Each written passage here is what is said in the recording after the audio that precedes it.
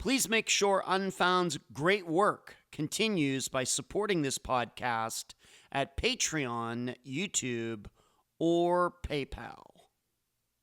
Christopher Ray Douthat was a 24-year-old from Roanoke, Virginia. He was a roofer and father of twins.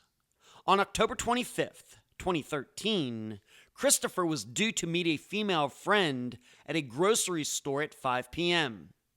In fact, he called her to say he was already there. However, when she arrived, Christopher could not be found. He was never seen again. I'm Ed Dentzel, and this is Unfound.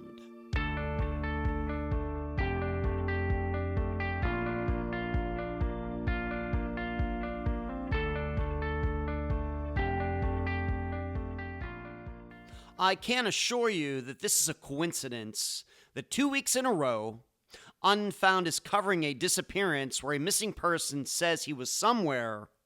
Then when people showed up, the person wasn't there. Totally a coincidence. This is just how things work out sometimes. However, dare I say, this week's disappearance is, to be technical, somewhat different than last week's. There was a prior arrangement for the person to meet with someone, and this was not a situation where somebody needed to be quote-unquote saved like Jesse Farber did. No, today we're talking about a case more like Crystal Morrison's, Kevin Newen's, Deborah Bowman's, and Shane Fell's. All people who seemed to be in their right minds, who called for rides, but when those rides showed up, no one was there. And never could I have predicted when I started Unfound that this kind of disappearance would be a thing. Well, with the disappearance of Christopher Douthat, we add into the mix that he had just walked 2 miles to get to the pickup location. What happened in those precious moments? And now a summary of the case. This is brought to you by my friend Megan Linez's website, charleyproject.org. Christopher Douthat, and yep, that's how you pronounce his last name, had a rough upbringing.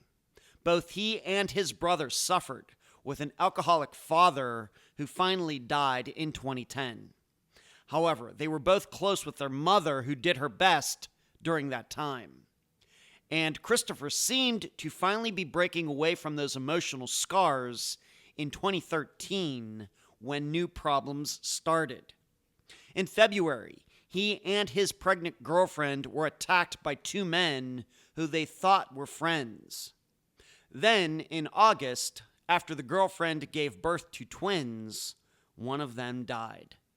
This was then compounded by the stress of Christopher and his girlfriend having to testify in a trial for one of those February attackers in September of 2013.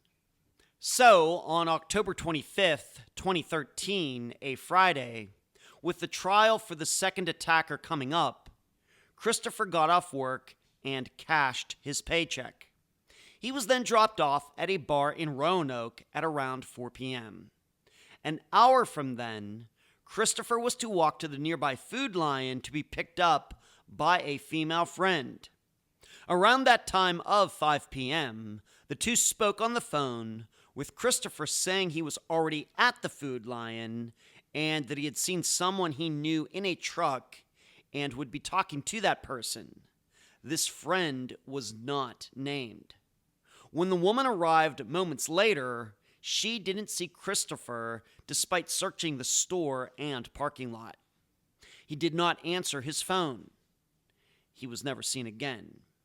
However, nobody really reacted to Christopher's absence until Monday, when he did not show up for court to testify. The second attacker was still found guilty. Although I think we've only covered one disappearance that occurred right before the missing person was to testify, within the general public, there seems to be the idea that this happens a lot. Contemplate this discrepancy while you also try to answer these 3 questions during the interview. Number 1, what are we to make of a witness who claimed Christopher was at the bar until 8 p.m. that night? Number 2, in contrast to point number 1, how do we then explain Christopher's phone last pinging right down the street from the Food Lion about the time of 5 p.m.? And number 3, just like last week, are we to believe that Christopher really did see someone in a truck who he knew? Christopher's family and even local law enforcement itself are on record saying they believe foul play occurred. The guest for this episode is Christopher's mother, Ray Douthat. Unfound News. For the Patreon and YouTube supporters out there, the next episode of Found, where I detail a missing person mystery from disappearance to discovery, will be coming out this weekend. The person? George Mallory, one of the most famous mountain climbers of the 20th century. Next, for everyone, please be looking for the next episode of Unfound Now on the YouTube channel. A listener alerted me to a woman who recently went missing in July of 2023, and I will be taking the listener's recommendation. Finally, totally off the topic of disappearances, I'm seeing in concert Glenn Hughes, Rock and Roll Hall of Fame member, and Yngwie Malmsteen at a theater in downtown Clearwater this weekend. Totally pumped up for it. I'm so happy to have on this episode of Unfound the mother of Christopher Douthat, Ray Douthat. Mary, welcome to Unfound. Thank you. Let's start here, as we usually do with family members. Just talk about, Mary, talk a little bit about your family. Of course, Christopher is your son. How many other children do you have, and what can you say about all of them? I have one other son. Christopher is the oldest, and Michael is 32. Michael, okay. And so how did he and Christopher, were they close? They get along well, kind of opposites or what? They were pretty close. And I'll tell you something about the household, okay? Please. And if I am going to be honest and truthful with you and the rest of the world, that I have to tell you the truth about Michael and Christopher's daddy, too. See, I was married, okay? Their daddy passed in 2010. Oh, my. So, first of all we only had was the 2 children. That's Michael and Christopher. And Michael's the younger of the 2 children, and Christopher is the oldest of the 2 children. And the truth is, the household at the time was not the best type of household for a child to grow up in. I mean, we had some decent moments as a family. Yeah. And I guess, but for the most part, it was very, and I don't know the word to describe it, but I guess I would say kind of toxic.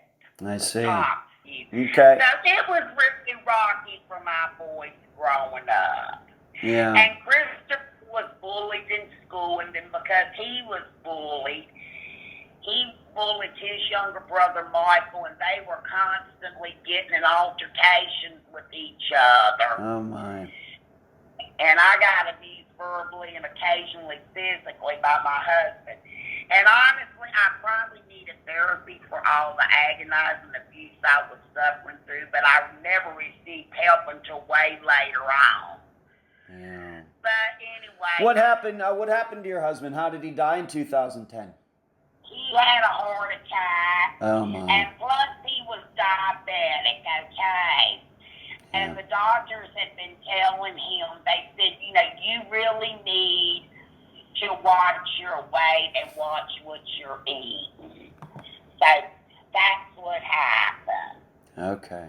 So it was all of a sudden he had a heart attack at home or at work or something, and He was at home. He Yeah, was. that happened at home. We found him the next morning. Wow. How did Michael and Christopher react to that? They took it hard. Yeah. Sometimes it's hard for men to show emotions, because I know, like, when my daddy, and them grew up, they was always taught by their dad, hey, if a tragedy happens or something, happens to one of your family members, they were taught sort of like to keep it inside because men don't cry. All right, so let's move on to this. Let's just talk a little bit about Christopher. Of course, he's the missing person here. That's why we're talking. A little bit about his personality, his interests, his hobbies, things. What can you say about your son? Maybe going back to like when he was a teenager, if not before. Yes, as he got on up in middle school, things started changing. Now, he still did excel well in school and everything, okay? But I had taught him all the time about the importance of not letting somebody talk you into doing something that you don't want to do, that is not right. Yeah. And at that time, he did. He had some really nice friends and stuff there.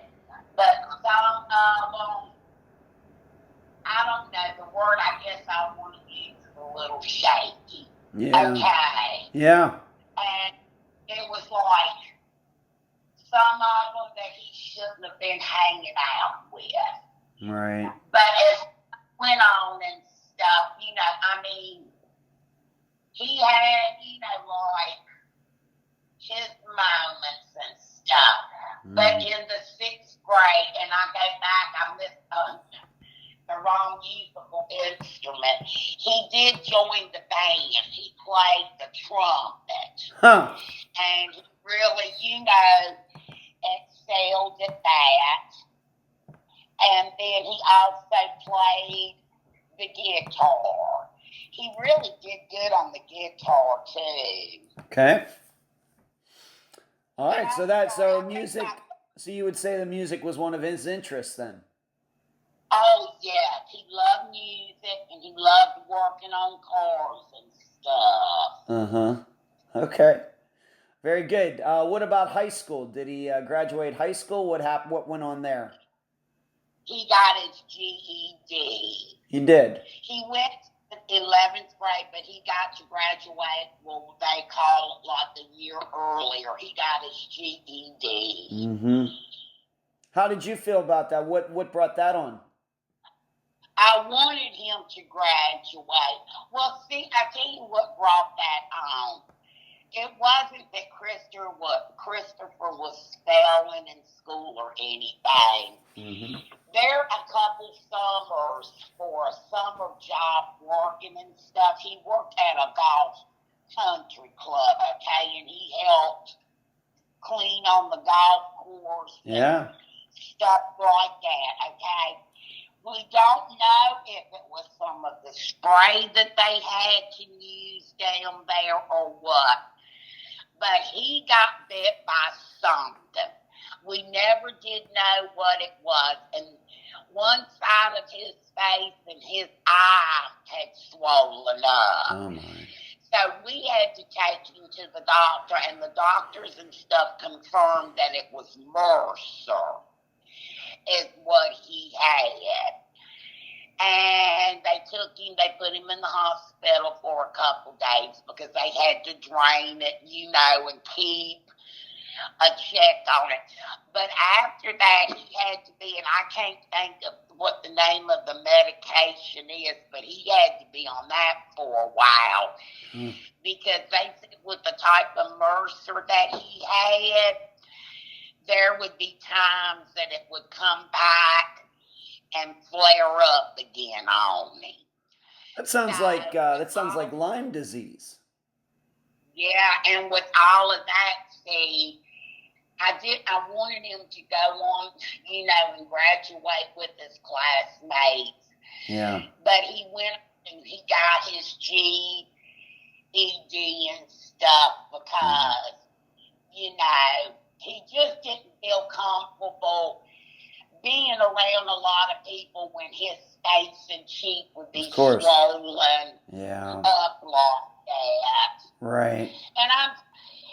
But my boys, you know, he was asking about school. They couldn't do as well as they wanted in school. Because I'm going to explain, because they get home from school, and David would be laying in the floor, passed out from drinking a lot of beer. Yeah. And he'd chug and stuff, and I'm sure David had serious issues from his childhood that were bothering him. But he should have stepped up and been a dad. And see, my boys, they'd arrive home from school, and they'd have to see their daddy laying, you know, drunk from beer in the floor. So I don't want to talk about it anymore, but you get the picture. I do. I do. The listeners, you know, I've covered over 300 disappearances. A lot of what you're saying here is not new to me or the listeners. So I don't want you to, you know, think this is the first time where, you know, we do not have virgin ears here regarding these types of things. So, and I appreciate you being very candid and transparent about some of this. You know, I know it's not easy, especially when hindsight 2020 type of situation. You know, you see maybe you know there may be different choices that could have been made. Totally get it, and I appreciate it, Mary, that you're just being as thorough, I guess, as you are. What about, so he gets his GED, Christopher does, and you said he worked at this golf course, he worked on cars. What did he do for work once he got his GED? He went, after he got his GED and stuff, he worked on the golf courses a little bit more. I'm going to say, I guess maybe 2 to 3 months. But after that, he started working on cars. He loved working on cars. Okay. So he worked for a guy at a small garage, and he would help, you know, like change oil, change brakes, you know, different things. Sure.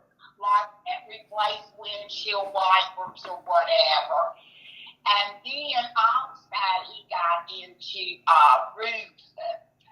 So he started working for a roofing company. Yeah. And helped, you know, go around and put roofs on the house. And then in his spare time, like I said, with him having his family, he was a family man. Mm-hmm. And, you know, he loved playing with his kids or taking them for a ride, you know, or outside, you know, playing different things. He just liked being at home around, you know, his kids and his family and stuff. Well, let's talk about that then, being that you brought up his kids and what kind of let's talk about his relationships. We don't have to get too deep into women's names or anything, but how many children did he have? How did this all happen? How old was he when this all started happening? He had 2. Okay. And of his own, they were twins, a boy and a girl. Twins. But his girlfriend, she had a son from a previous relationship, okay? Yeah. But that little boy, he loved Christopher to death. And Christopher loved him so much, and he treated him just like that he was his own. In other words, you know, like she had given birth to him by Christopher. You know what I'm saying? Right, I do. Yeah. But, I mean, you know, in regard to Christopher's, his personality, he was a nice person. Yeah. And he would give the shirt off his back. And he hated to see others suffering because he had suffered so much when he was younger at the hands of his daddy. Right. But he loved hunting and fishing and riding motorbikes and riding four-wheelers. Now, he wasn't too into sports, but I know he enjoyed basketball. Mm-hmm.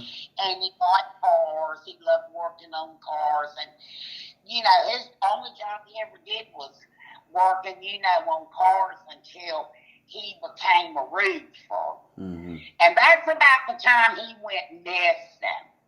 Okay. And I saw, you know, a question on there saying he was living with a woman, but he was seeing another one. You know, I just let's go back to him being a father. How old was he when these twins were born? I mean, twins, that had to be a handful. Oh, they were. He was about, let's see, he was going on about 31 when they were born. Because, see, they was born in March of 2000 and well, hold on, let me go back because I'm trying to get all my. That's all right. And we just have to remember Christopher was 24 when he went missing, so he was like, please. 24.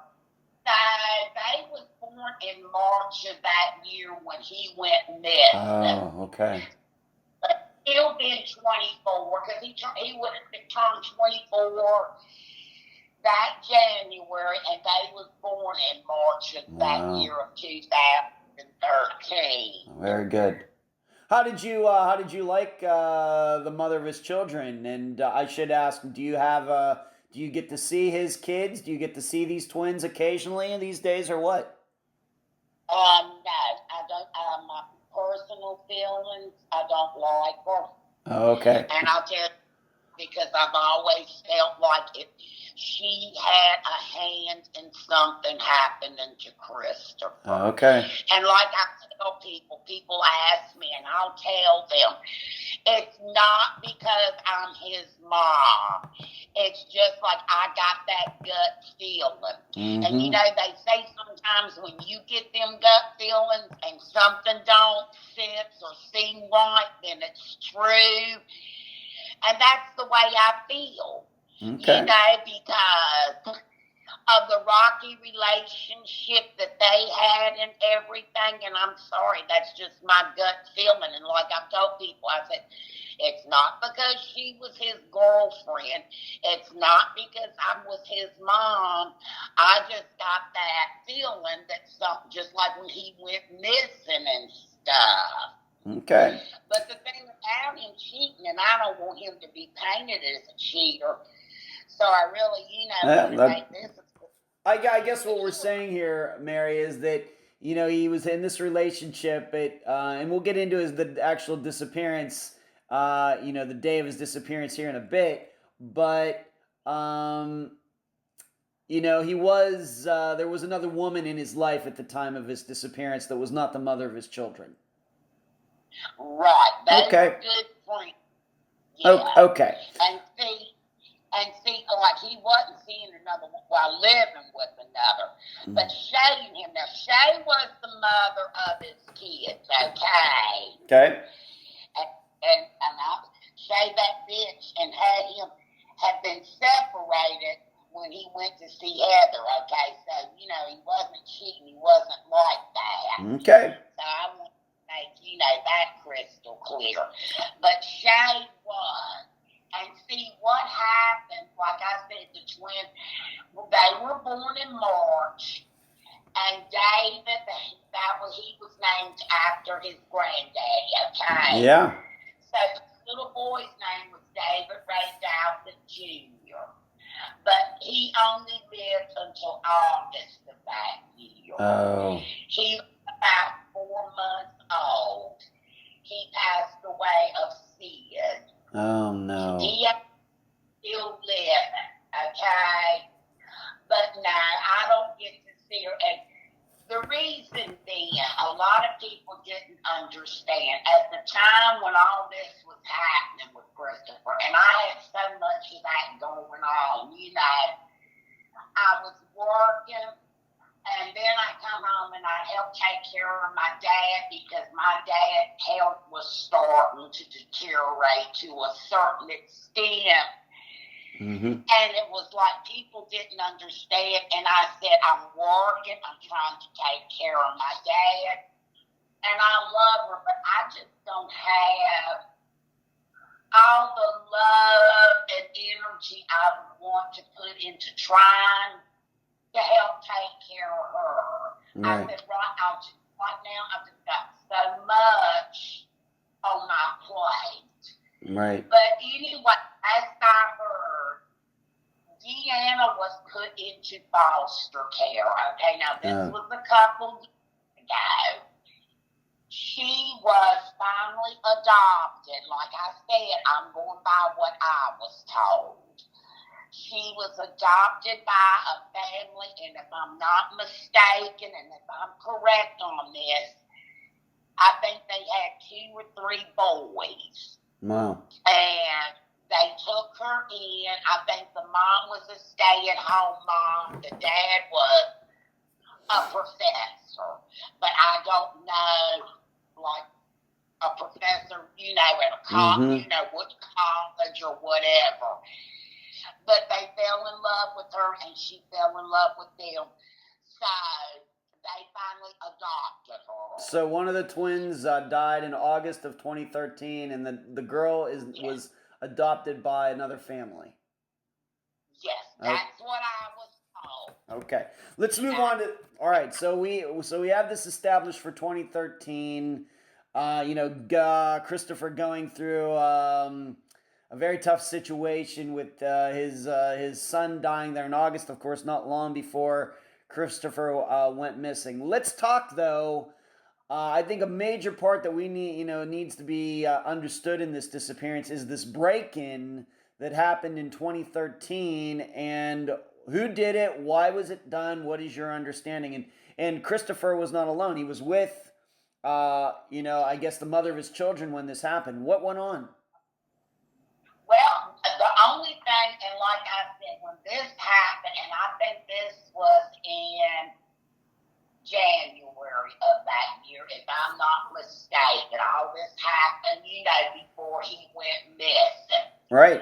My understanding was that the s'mores, one of his, I don't know if that was his girlfriend or just a friend, and another guy had went over there to visit them on I think it was like a Friday night, okay? Yep. I think it was a night. All I know was I think it was over the weekend. My understanding was it was someone's birthday. So they wanted to go by there and, I think have like a little small party or something. Okay. Now I'm going by what I, was told and my understanding of it. Right. But anyway, the smart boy, he got mad. He got upset with that girl that was there with him or went with him or whatever. So he hit her, okay? Oh boy. And Christopher did not like that. He told him, he said, you don't be hitting on a woman. Mm-hmm. So I think he started smarting off at Christopher or something. I'm just trying to remember what they told me. So anyway, I think he tried to hit her again or he hit her again. And Christopher just punched him, okay? Okay. In his face. Well, then they got over it or something, and Christopher and them, they checked to make sure that he was all right. Nothing was broken or anything like that because they would have took him to the doctor. But they took him home. He said, oh, everything's cool, and I think his older brother was at home or had come home, and he was telling him all about it. So they got all, upset, and then they started planning about going back over there to get revenge Yeah. or get his even. Yep. So the assholes who did it were trying to really harm him doing that break-in. And I mean harm him really bad. And so it was over a thing with the girl because Derek S'mores got socked in his face.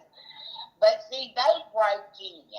Okay. And this weirdo named Brian Dawson passed as Derek because Derek had a speech impediment.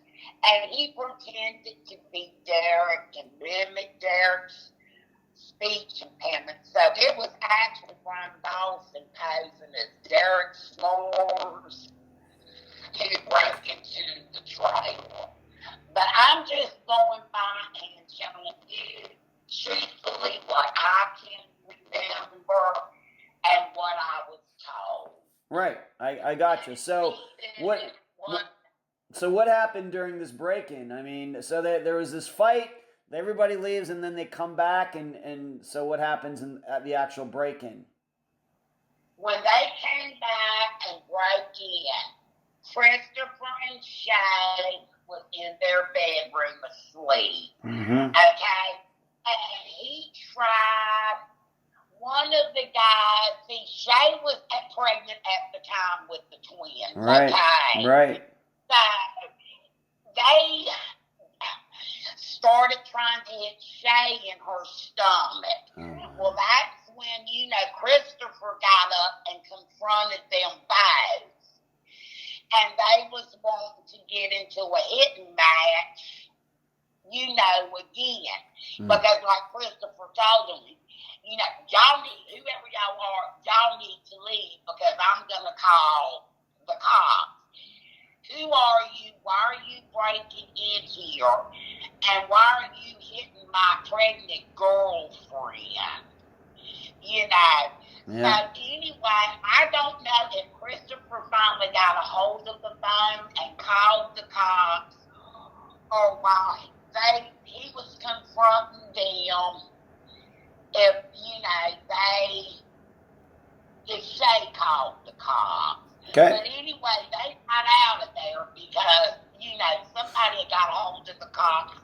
My understanding is, and the cops were on the way.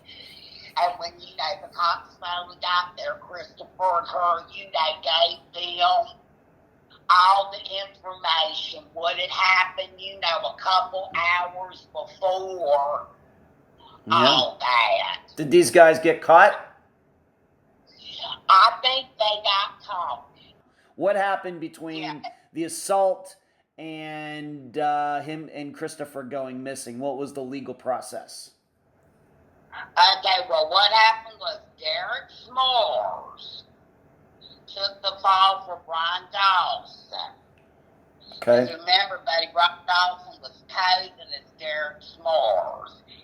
Now, the trial date has been set. Okay? And when he went missing on Friday the 25th, that Monday, the 28th of October, is when they were going to trial about the break-in. Wow. And Shay and Christopher both had to be there and had to testify. Okay. And that's when Christopher went missing. He went missing on that Friday, the 25th, before the trial date on Monday. Wow. So I think, what happened, buddy, was Derek S'mores, he gave an Alford plea at the courthouse. He did. Okay.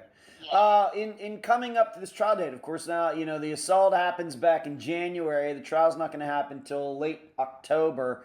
Did you, during that time, speak to Christopher about him having to maybe testify in this trial? Was he nervous about it? Had he been threatened in any way? Anything like that? No, that's the thing. He wasn't nervous about it. he hadn't been threatened about it. And see, I was working, okay? Yep. Then also, and he had asked me would I like to go with him. And I, just support them and all this, Sure. just sit there and be for support. And I said, of course I would. So anyway, I had got off that Monday to go. But I knew, and that's what I kept telling them, I knew when I hadn't heard from him or seen him over that weekend, that something wasn't right, because I kept telling them, there is no way that he would miss court. Right. So just to be clear about this, Christopher was called as a witness in this trial? Yes. Okay. And he didn't show up, and my understanding was, I don't know if she showed up or not, because like I said, see, after they had nobody to testify, Christopher or her or whatever, they had to, he just took the outward plea because they didn't, reschedule it, or anything like that. Okay. And he may have been threatened, but I just don't know. Okay. I just want to touch upon this very lightly. We do not have to get into it. But my understanding is Christopher did have a bit of a criminal history. Can you just give the listeners maybe just a small sample of what some of those charges were, the nature of them? Okay, well, one thing, I was going back and I was telling you about,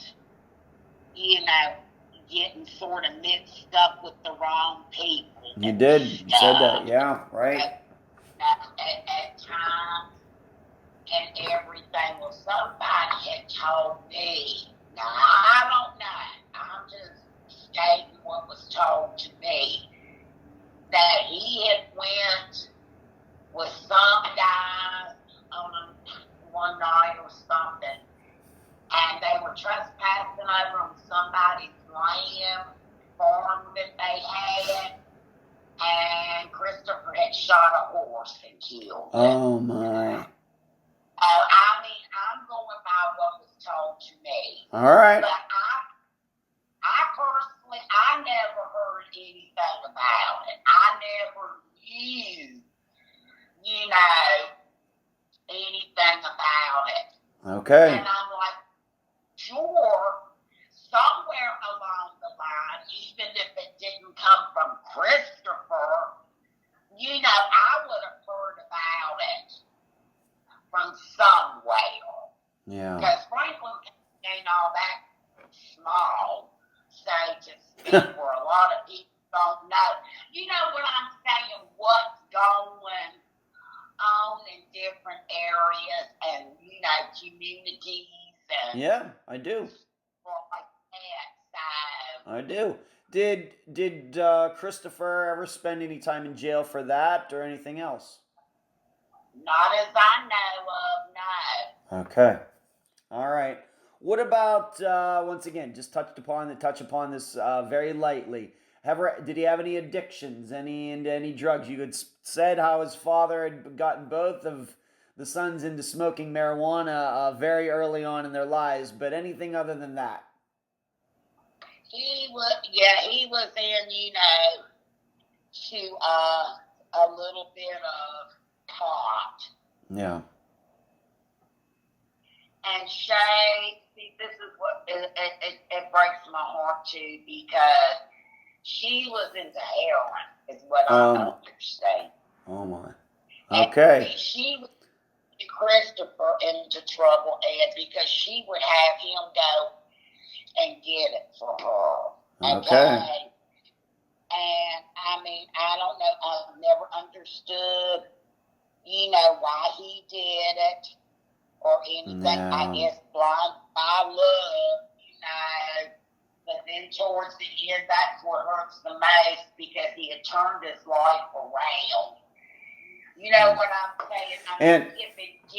He was getting better on getting on the right track, and then for something like this, to happen. And let's just be, we need to keep these names straight. Shay is the mother of his 2 children, and Heather was the woman that he was meeting that day went missing. Yes. Okay, very good. I just have, all right, so let's move on to just some you see them right there in the outline. I'm going to ask them, just in general, were you concerned about Christopher in 2013? Was there anything going on with him? I realize we've covered a lot, in the first part of this interview. But overall, how are you feeling about your son Christopher and, everything overall? I was, of course, because he was in, depression. He was depressed about breaking up. But, we had talked because he asked me, he said, Mom, what would you do if you was in this situation? Mm-hmm. And I told him, I said, of course you're probably not going to like, what I say. And that's okay too. But I said, but then since you asked me, I'm going to tell you, you need to leave her. And I said, you can make it on your own. And he said, I got my, the kids. And I said, I know that. Well, the little girl, because the little boy had passed. But I said, Christopher, you got to think of your well-being too. Yeah. She's put through a lot. She's no good for you. I mean, look at all, because she was abusive to him too. And I had heard that from several people, because sometimes when he wasn't at work and stuff and he would be off, and he'd be doing work around their trailer and stuff to make improvements, some of the neighbors said, well, God, you could hear her just screaming, at him verbally. And one of them said one time that he was out there doing something to the back door, said she come out there just cussing at him, and said she was taking her fist and hitting him in his back and everything. And Yeah, well, we just have to watch. She's not here to defend herself. You didn't see this firsthand, so we have to be very, very cautious about putting too much of this out there. She's not here to defend herself, and this is somebody's. Who knows what the motivation might be for this person? It does sound like their relationship was not the best, but we'll just keep it at that. But were you overall concerned about him? That's my concern. That's my concern here. Were you concerned about the way his life was headed there in 2013, headed toward 2014? Yes, I was glad that he was starting to get on the right path. Okay. Because it had been a rough couple, past years and stuff. And how did he react when his son died in August? I mean, that had to be devastating to him. It was very devastating to him.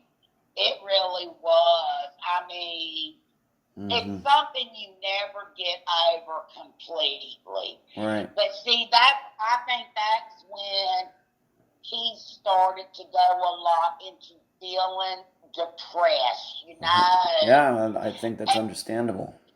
Yeah. He tried to get his feelings and stuff out, because I know, she would tell him, she'd say, I don't know why he's still crying, and I'm like, that's y'all's child. I mean, this is something you're going to do for a while. And you're going to see him, pictures, and remember little things that you did together, and it's going to trigger it. Yep. It's something you're not going to get over. Right. How often were you seeing and talking to him? Let's just go right to October of 2013. How often would you see him? How often would you talk to him? And where was he living at the time? Well, I would talk to him very often. Now, he had finally left her, okay?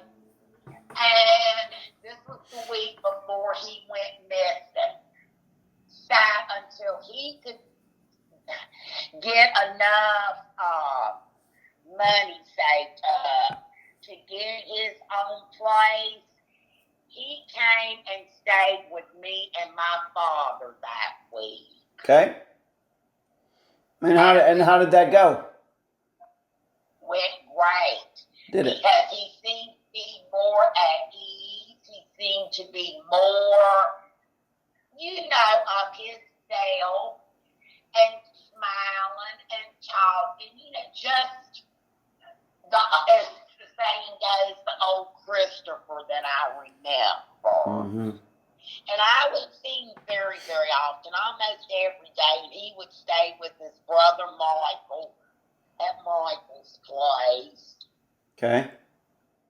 And while he was staying with you for that week, I mean, was there any phone calls, anybody, any arguing on the phone with anybody or anything? Or did you think that week was pretty smooth for Christopher when he was staying with you? Yes. All right. So it was pretty smooth. You don't remember him, for example, the mother of his children, Colin, having dropped down, drag out arguments, anything like that? Oh, yes, there was arguing on the phone. Yeah. But I don't remember who it was. Okay. And if I could guess, who I'd say, but that would just be, guessing. Okay. Let's move on. Let's move up to that day, October 25th of 2013. What is your understanding about Christopher, the timeline of events on that day? Where he started his day, what went on to the point that he was supposed to meet, I guess, Heather somewhere, but never showed up. What is the timeline for that day? What do you know? Okay. She had destroyed their van, okay? I took him to work that morning. Dropped him off at Benton Roof, and it was around 6:40, okay? Mm-hmm. On the way over there, we were listening to the radio, and we were, talking and laughing and singing. So when I dropped him off, I said, I love you, son. And he said, I love you too, Mom, and I'll see you or I'll talk to you later. And I said, okay. So I went on to work. So anyway, I got off. I went for a walk. Came on home that night, and I hadn't heard anything, from him. Okay. So anyway, I knew we had to go to court, and I remember him saying to me that morning on the way, he didn't give me the man's name or say his name, but he did say, he said, I might have some odd jobs to do tomorrow. And he said, this man wants me to come over to his house, and he wants me to do 2 or 3 odd jobs for him. And he said to make some extra money to save, he said, I'll probably do that. So like I said, with him being 24, I didn't think nothing of it because I figured, well, Saturday came, Saturday gone, and he was, helping that man do some odd jobs and stuff because he said if he wants to go on and do them, I'll probably end up spending the night, and he'll bring me home. Okay, well, Sunday came, I didn't hear nothing. And I thought, well, now tomorrow's court date, and I'm off, so I was waiting to hear from him to see, if he wanted me to pick him up somewhere or if he was coming on back here, that right. Sunday night stuff to go to the court. I still didn't hear nothing. Well, Monday morning come, and I really started getting very worried because I knew when he hadn't called or he hadn't texted or come by to go to court, I knew in my heart something was wrong. Of course. Because I figured he would either want to ride with me or, he maybe got a ride, a witness or something, and, was just going to text me and say, hey, just go ahead and meet me, at the courthouse. Well, nothing happened. Well, then with him not showing up, that Monday evening, of course, that was a no-no not showing up in court. So anyway, that Monday evening, here come the county sheriff, and, they come knocking on the door and asking, is Christopher Douthat here? And I said, no. And they said, and who are you? And I said, I'm his mom. Yeah. And I said, y'all know where he's at. Well, they looked at me and they said, well, we're here with a warrant to arrest him because he didn't show up for court today. And they said, do you know where he's at? And I said, no. And I said, I've been trying to contact him on his phone, but it goes to voicemail. You can't leave a voicemail or nothing. Okay. So anyway, they had to search the house to make sure he wasn't, hiding. But they left and they said, well, if you hear from him, you make sure that he gets up here. Well, see, then so it was obviously gut-wrenching. Right. But see, them folks at the sheriff department, I went to report Christopher as a missing man. But they told me, you got to wait, so don't come to us about it until about another week or two. And I figured that was procedure. But however, I know now it's not, but that's what happened. So I did report him from 2 weeks because, they kept telling me wait. Right. They said, of course they did. He's 24, he's over 18 years old and stuff. Right. And, they keep saying, well, maybe he needed some time to himself. And I said, but even if that's the case, he would have called me or he would have called his brother and said, hey, I'm not going to tell you where I'm at, but I'm just letting y'all know I'm safe. Right. So you don't have to worry. But like I told them, I said he would have never missed court. So when did you find out actually so you, of course, you dropped him off at work, but that was it. But there were other people who saw him that day. And when did you learn about this sequence of events where he went to work and he got his check cashed and he was at this bar? When did you learn about all of that? How did you learn about all of that? Okay, so let me try to explain this. What happened was, so I had dropped him off at work. The timeline from there until I got to report that he was missing. When the police finally took the case and allowed him as a missing person and stuff, we had talked. They said, from the timeline, they said when he got off from work that day, that one of his co-workers, and I think they left work, I think they got off maybe around 12:30 or 1 o'clock that Friday, if I'm not mistaken. So anyway, they took him up to the Kroger's in Denton. They showed in there, when the police got the tapes and stuff, it showed Christopher cashing his check. Okay. Then it showed him going back outside the Kroger door. And I think it was like maybe between 3 and 3:15,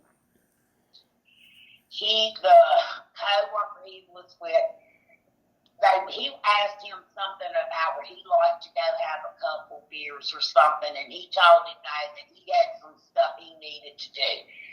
So anyway, they took him It was right there on Campbell Avenue in Southeast in downtown Roanoke. They dropped him off. It was called Chap's Tavern. Okay. My understanding is he was in there maybe for 30 minutes to an hour. They said he had 1 or 2 beers because the police went in there and talked to them because they was hoping that the cameras there from where the M&W shop was might be showing Sure. when you come out to Jack's Tavern, showing which direction you're going. Right. But it did. But anyway, they said he was in there, I think maybe close to 30 minutes to an hour. He had 1 to 2 beers. They said he sat by his cell. He didn't talk to anybody. He got up and he left. But like they told the police that when he went out the door, he was by his cell. And of course, we don't know which direction he was going. Well, then they had told me, because he was going to meet Heather over at the food line. Okay. It's the, southeast over there off of Bennington. Because she was going to come and pick him up. Well, then, because it pinged, his last phone call pinged from the food line, tower thing. But then I was told no, that it could have pinged because it would have covered, it was close to over there at 9th Street and Garden City. So then I was told he was already at food line. Then I was told he was walking on foot, 9th Street, and when he had talked to her less the last time, he was there at the corner, at the intersection of 9th Street and Garden City. All right, so we have to remember, most of the people do not know this area. Just in general, how far is the walk from this chap's place to the food line? Just if we were to drive it, how long would it take? If you drive a car and you're not in a lot of traffic and stuff, let's see, it would be about 4 or 5 minutes. Not long. But no, not long at all. Okay. And see, that's the thing that got me so confused because I had heard so many different things about that.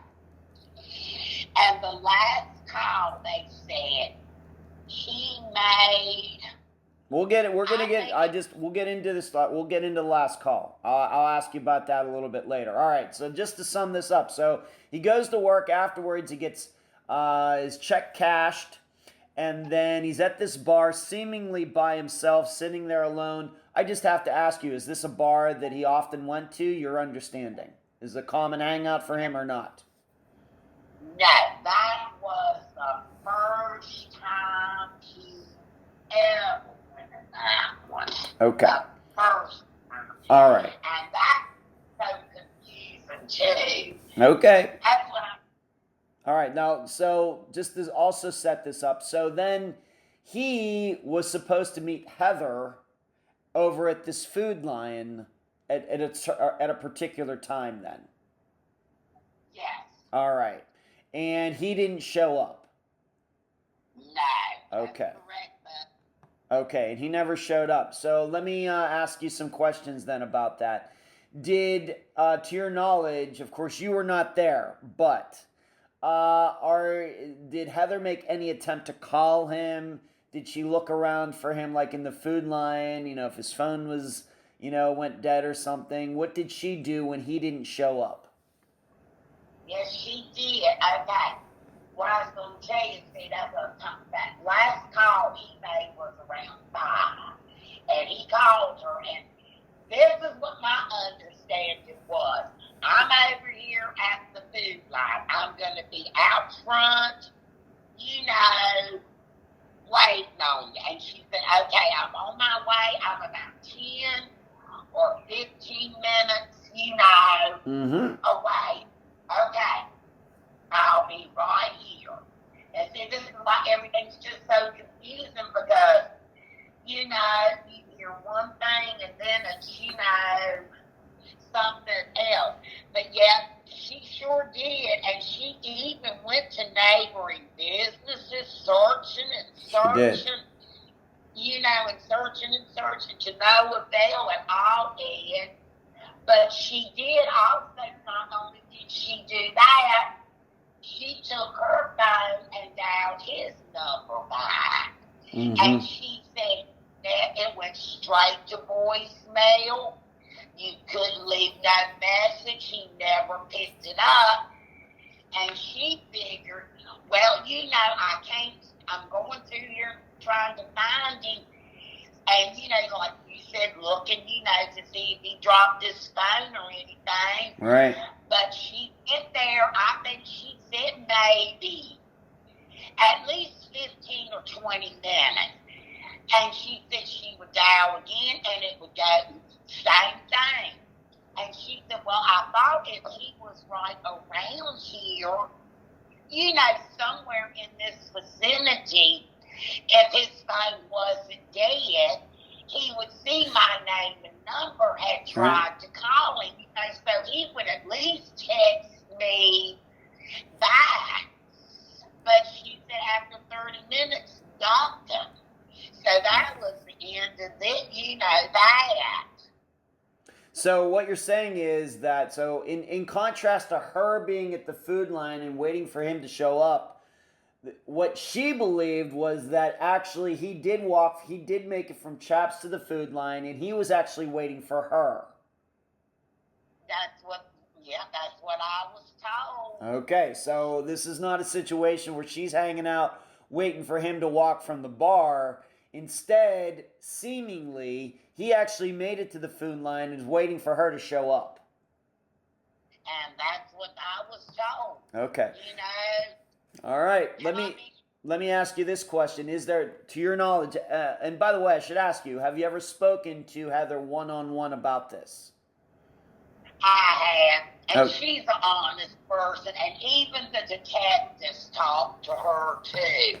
And she, was truthful with them. Okay. Let me ask you this then. Is there any reason why if she had the car and he didn't, why didn't she, I know this is just the way I have to be, but why didn't she just go pick him up at the bar? Why make him walk that mile or mile and a half, whatever? Why couldn't she just go pick him up at the bar? Why make him walk over to the food line? Because she didn't even know he was at the bar. Oh, she didn't. See, they had that day on his lunch break. And when they decided to meet up and stuff, he told her, he said, well, my boss is going to give me a ride when I get off. And he said, how about this? To make it much easier, we'll just meet over at the food line. Okay. And she took her lunch break because she was working and she had to get back, to work too. But like I said, nobody even knew that he had been or was dropped off at that bar until, the police and stuff, started investigating and talking, to some of Christopher's employees, and they told them that, he wanted to go have some beers with some of us, but we told him we couldn't do it. We had things to do, so we just dropped him off, down there at the Chaps bar. Okay, so what you're saying is Heather couldn't pick Christopher up at the bar because she didn't know he was at the bar. No, she didn't. Okay. When she could not find him and, she looked around, he's not answering his phone and everything, did she call you? I mean, did she have your number? Did she know you well enough to say, I was supposed to meet your son here at Food Line. He's not here. Do you know where he is? Anything like that? No, she didn't call me. We talked. I don't know. I might have called her. It might have been a week later or something. to ask her, has she heard anything about, him gone, and missing. Yeah. And I told her, listen, I'm going to be filing a report because I said, we hadn't heard, and I thought maybe he might have tried to contact her or something. All right. So on that day when she couldn't find him, she never did actually contact you, but maybe she didn't know you well enough, or didn't want to, I guess there's a lot of different reasons that she might not have contacted you. All right. And so we know then that he didn't show up for this court date on Monday, and the sheriff comes looking for him, and then finally you get this police report done. What kind of searches? I mean, we're talking a couple weeks later. What kind of searches and things were done, and was anybody talked to, to maybe rule in or rule out a foul play scenario? What can you say about all that? Only thing that was done after the report, they put his picture on TV about, his timeline, where, his last whereabouts was, if anybody had seen anything or had any information, who to call and stuff. Other than searches, no, because like I said, all the police and the detectives did. They went to Food Line. There was no tapes working. They told them, we're sorry, won't work. Other than that, they went around, where maybe there was cameras and stuff. Yeah. On the street showing, like him walking or whatever. Nothing. They did go to Chap's Tavern because, like, Chap's, the people there, they showed him a picture of him, and they said, yeah, we, remember him coming in here. But like they told them, said when he went out the door, he was by himself. And of course, we don't know which direction, he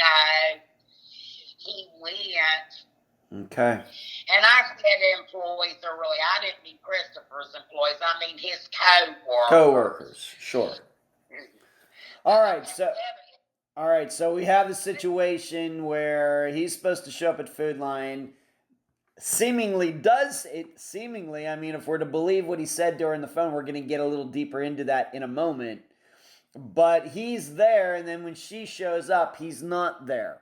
So this brings us to the rest of the information. Regarding phone information, you talked about how you tried to call him, couldn't leave a message. Of course, Heather was trying to call him that day. He's not picking up and everything. Have you ever seen any phone records regarding that day as to the last person that Christopher could have texted or called that day?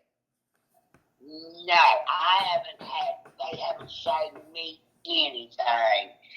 And listen, and see with that, it might have been a situation where he didn't want her to know he was drinking beer, or didn't want her to know something, because you know how you want to give a good impression. Yeah. I mean, I don't know how he would give a great impression without a personal automobile. But anyway, Okay. you get the picture. I do. I do get the picture. Yeah. And I tell you, it has just been a whole agonizing thing that led to his murder, and I think he was murdered. Well, Mary, we can't get into that for the purposes of this interview. We're not going to get into speculation and what, and pointing fingers. We don't do that here. Certainly, we can't speculate, theorizing. I'm just going to stick to the facts that we know and we don't know. So as far as phone information, you've never seen his records. You don't know who he last texted or called, anything like that. It very well may be Heather, but it could be somebody else. No phone records. I've never seen them, or anything. Okay. All I know is the police did put in, they had to do that thing, I don't know if it's called a warrant or what, to, put in to get Subpoena. To be able, to get his phone records and stuff. And like I said, I think after he called her, And then Heather, she got to food line and tried to call him back and stuff, with no avail. I think they said that was the last call he made out, according to, the phone records. Okay. Around 5 o'clock.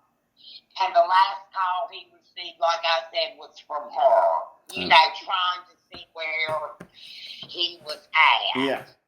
All right, you mentioned this before, and we want to just go over this again. Regarding the ping information, did they ever tell you, were they able to tell where his phone last was when it was working? No, and like I said, what I was told, when they got his phone records, the last ping showed over there, where that cell phone tower is up from behind Food Live. All right. Now that was told. All right, so that would lead, I guess, us to believe that he was telling Heather the truth, that yes, he was at Food Line, and yes, he was waiting for her. I guess maybe the issue is that, there's a lot of different places he could have been there, given that it's a city area. That's what I'm saying. Or they might have been able to tell. I don't really know. You know what I'm saying? You get the picture. I do. We're doing but you weren't there, I wasn't there. If we were there, we would then know what happened, and then of course Christopher wouldn't have gone missing. So we just have to we just have to do the best we can with what we know. You had already mentioned that video from the bar and everywhere else were checked, and Christopher was not seen on any video that the police could find. We have to remember that this was like a couple weeks later. Right. But you said you get the picture of Christopher, so I got a question for you.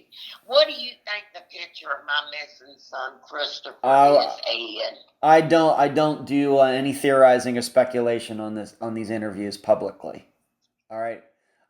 We can talk about that afterwards, but for purposes of public information, we don't do that here. All right. We just have to cover the facts as best as we can. We can do that afterwards. Regarding the bar, you've already stated that he didn't go there very often. Did anybody say that he drank enough to get drunk? Was he drunk when he left, or did they say he had his senses about him when he left? My understanding is he had his senses, because like I said, when the police went there, because, after his co-workers had told him, what he wanted to do and where they had dropped him off, when they went there to talk to them, they said, yes, they remember. They said, no, he wasn't loud. He wasn't bothering or harassing, anybody. Said he wasn't drunk. Said he sat there peacefully. And they said he had maybe 1 or 2 beers. That was it. And he got up, and left. Okay. So he's not, doesn't seem like he was drunk, so it seems like he would have had his senses in being able to get to the food line. Now, going to that phone call, something that you told me in a prior conversation was that Christopher said he was at the food line, but did he tell Heather that he saw somebody in a truck that he knew? Please explain this. Okay, this is how it was told to me. Now, I don't know. Okay. My understanding was the last time he talked to Heather, when he said he would be there waiting, somebody has pulled up in a pickup truck that I know that I haven't seen in a long time. This is Christopher talking. He's telling Heather that there's a truck that just pulled up, somebody I know who I haven't seen for a long time. Yes, and while I'm waiting on you, I'm going to be here talking to them. And see, it's weird because, like I said, when they went to investigate their food line and stuff, no tapes, they didn't work on the inside. They didn't work on the outside of the parking lot, because I'm thinking, like I told them, I said, if he still hadn't been walking, and he did tell her that, and he was in the food the parking lot where those tapes would have been working.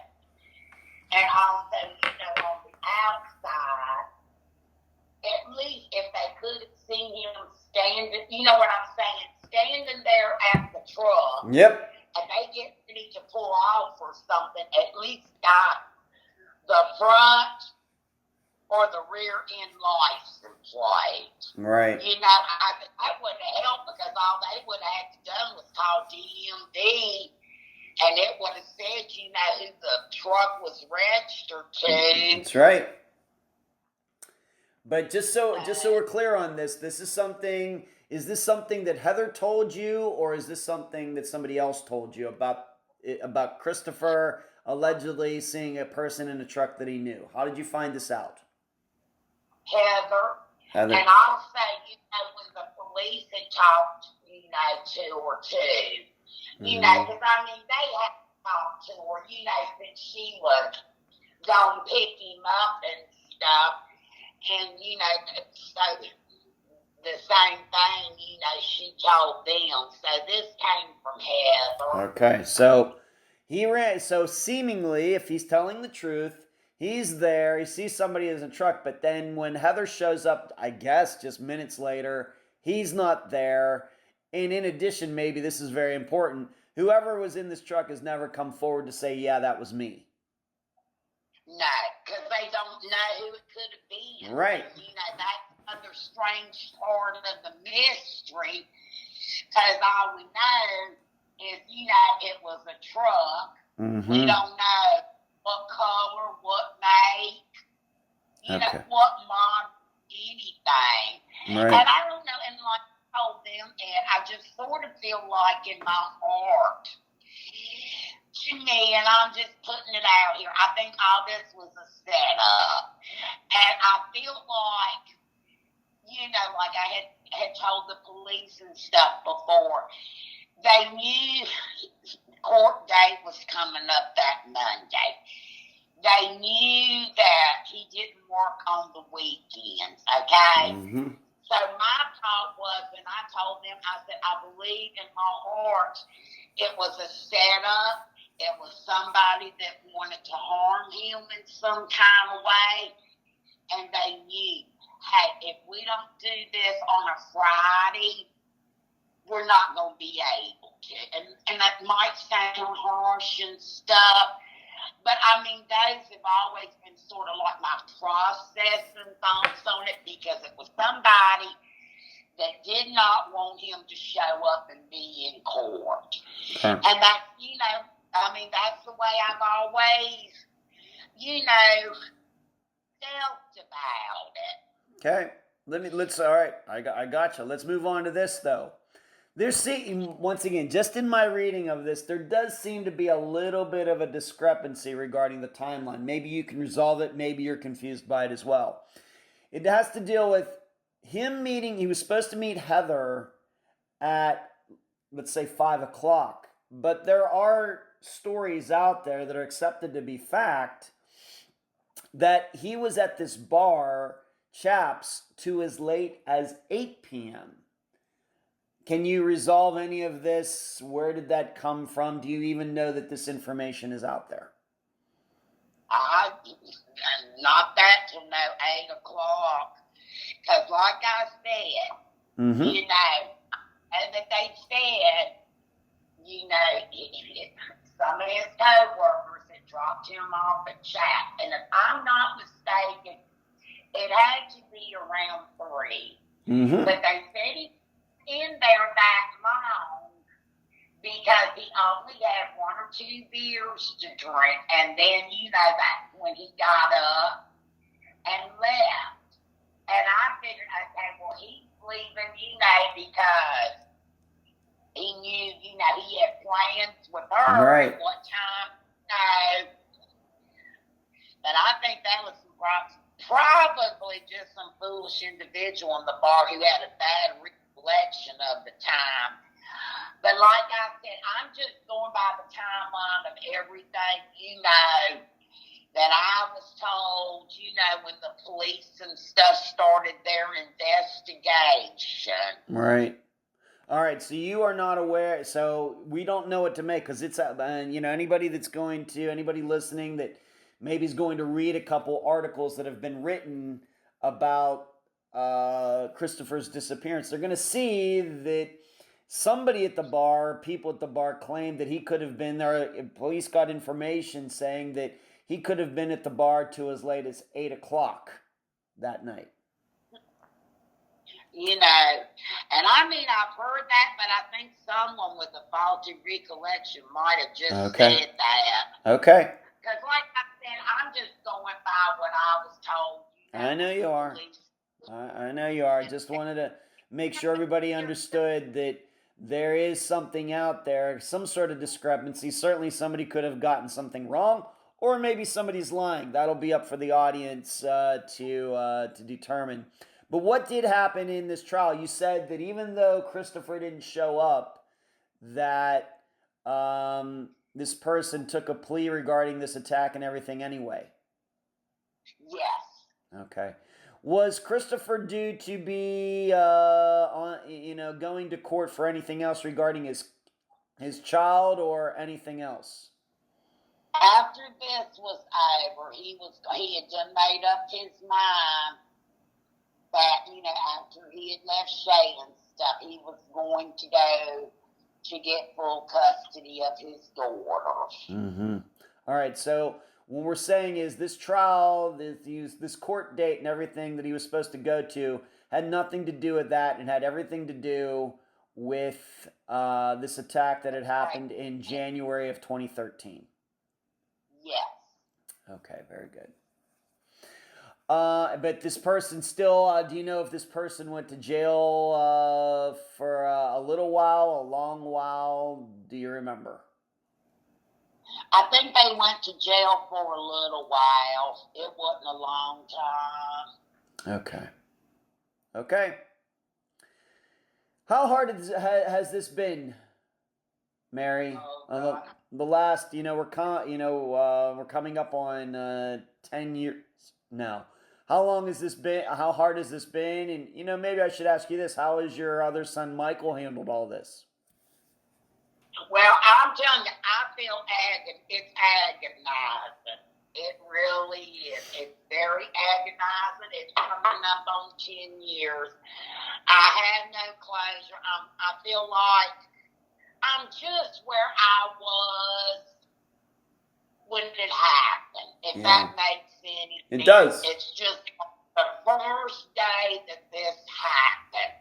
I have no closure. I have, nothing to go on, if that makes any sense. And I'm trying very, very hard not to give up hope. Yeah. But, it's hard because as time goes on, you don't give up hope, but it hurts every day, but it hurts at the same time because it's like, okay, it's another year, and I just don't see whoever and is responsible how they can live with themselves. I really don't. I wouldn't wish this on anybody, and I mean anybody. What about Michael? How has he dealt with all this? He's agonized too. Yeah, and it's like, we cry together and everything, but we have to move on and, and I'm proud of my son Michael. He's done extremely well in life. Good. And he has a 4-year degree, my son Michael does, so he's done well, and he's never asked for a dime from nobody. He's self-made, he has his own apartment, and supports me financially, and, he gives me money every now and then, and he does a lot of charity work, giving kids what they need in different countries, and Michael did a Big Brother program and taught a kid to play basketball and stuff, so yeah. My son Michael's just incredible. He's a great, great man. The only thing I hate is I don't get to see my son Michael nearly though, but yeah, I'm proud of him, but It is, and it's agonizing for him too, because they had their moments growing up together, but they did love each other. All right. And, he's like me. It's just hard to fathom and believe that Christopher's gone, and it hurts me because I don't get to see Michael nearly enough. That's the only problem. I wish I could see Michael more. But I was going to tell you, and it is. It's very agonizing because, you just, want people to, try to move forward, and it's hard, and holidays, and when his birthday comes around, it's just, I just don't enjoy celebrating, I know. It makes all the sense in the world, Mary. I know. And I don't care about them. I'm like, I wish they would go away. But in regard to Christopher, his personality, he was a nice person, and he'd give you the shirt off his back, and he gave it to some other suffering, because I think I had told you this a little bit ago, because he, suffered so much when he was younger at the hands of his daddies, but he enjoyed working on cars and fishing, and playing the guitar and singing and swimming and all kinds of stuff. And, it's sad to think when somebody starts turning their life around and then they go up, this. And it's like there's so many missing pieces to this puzzle, because it's like a lot of times, like I said, I stay confused because I hear this, then I hear that, and I'm like, what is what? Because you just hear so many different things, and people, and I'm trying, and excuse me, I mean my best to stay composed, but I'm about to bust out in tears. Yeah. But I miss him, and, and like I said, I wouldn't want anybody to have to go through anything. I said, if he'd have been ill, or if he'd have been in a car accident, it would hurt, but you would at least have closure, you would at least know what happened. But when you don't have any closure, you don't have any answers yet, and time keeps going on and on, it's hard. It really is. The world keeps spinning. The world keeps spinning. It does, and you just feel like, and I'm about to cry.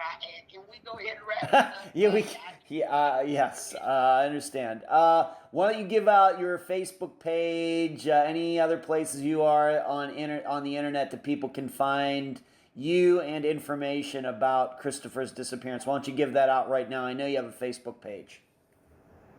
Yes, I have a Facebook page. I'm sorry. Yes, it's Missing Christopher Douthat on Facebook. Okay. That's the page they can go to. All right. And do you run that page, or does somebody else run that page? I run that page. Okay. Yeah, I run that page. Okay. Very good. And if people would like to look up, this man is absolutely great. His name is, I don't think he's mine, Kenny Charles of the Aware Foundation in Roanoke, Virginia. He has put up a lot of flyers about Christopher as well as other missing people. They really help, with the missing and stuff. Yeah. And he's also done several events for Christopher where we've passed on, flyers and talked about him. We want to keep it going, so it's not just like for Christopher, but for any of the missing. Because maybe if we keep this going with their pictures and different things, it'll trigger something. in somebody's mind. Right. And Kenny Charles helps with the missing people, and he makes the flyers. And they do a nice job, a really very nice job. And Kenny's my buddy, and if you're listening, Kenny, hey, buddy. Okay. Oh, and I make some videos on YouTube occasionally. But one of them got taken off of there for some reason. But anyway, there are some videos where my son Michael's talked about, his brother, and I've done a couple, talking about him, and if anybody has information to come forward. Any final words before we complete this interview, Mary?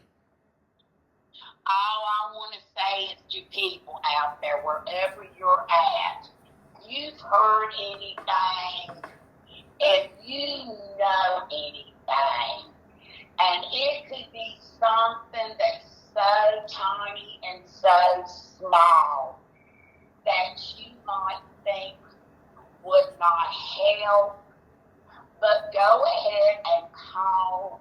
It's the Virginia State Police. It's Sergeant Doug Hubert. And leave any kind of information that you have, because you never know.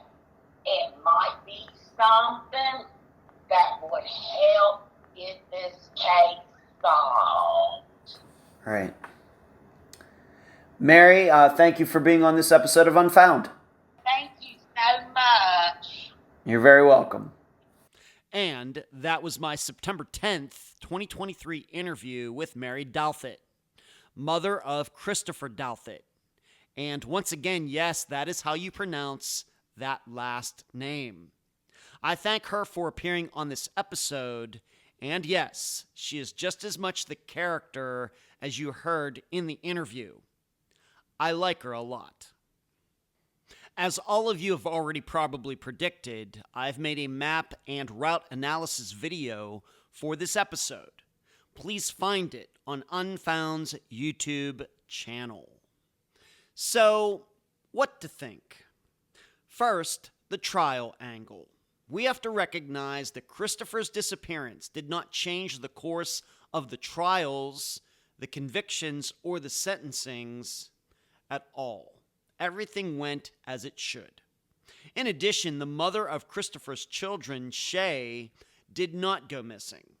She testified. What does this mean? Well, it could mean that Christopher's disappearance had nothing to do with the attacks from February 2013. Or someone made a calculation that keeping Christopher from testifying would keep at least the second attacker out of jail. And this person's calculations were wrong. You can all decide which choice makes more sense to you. Second, the truck angle. We must remember that this was Roanoke, where Christopher grew up and lived.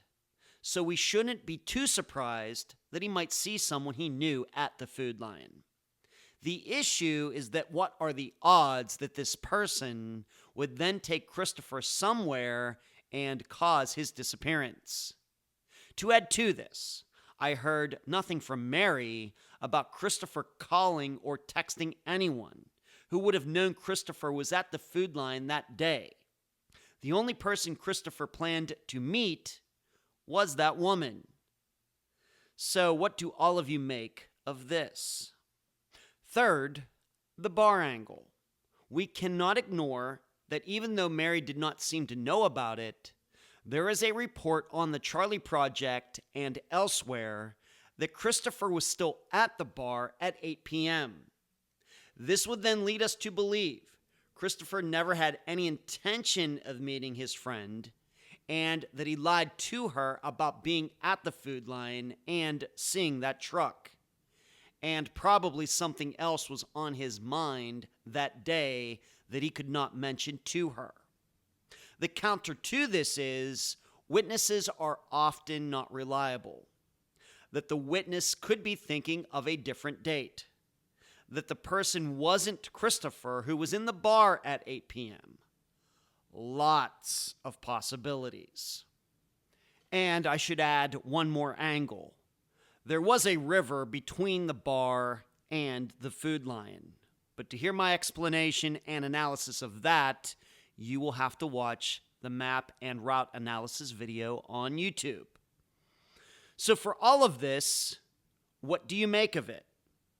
I hope you will spend more than just a few precious moments on these topics. If you'd like to hear and read more of my in-depth analysis of the disappearance of Christopher Douthat, please go to patreon.com/Unfound Podcast and sign up to partake in the Unfound blog. Until then, I leave the public theorizing up to you. And that's the program. Right now, while you are in your podcast platform, Spotify, YouTube, iTunes, wherever, give Unfound a 5-star review, a thumbs up, whatever that platform allows. I thank you for listening. I'm Ed Densel, and you've just finished this episode of Unfound.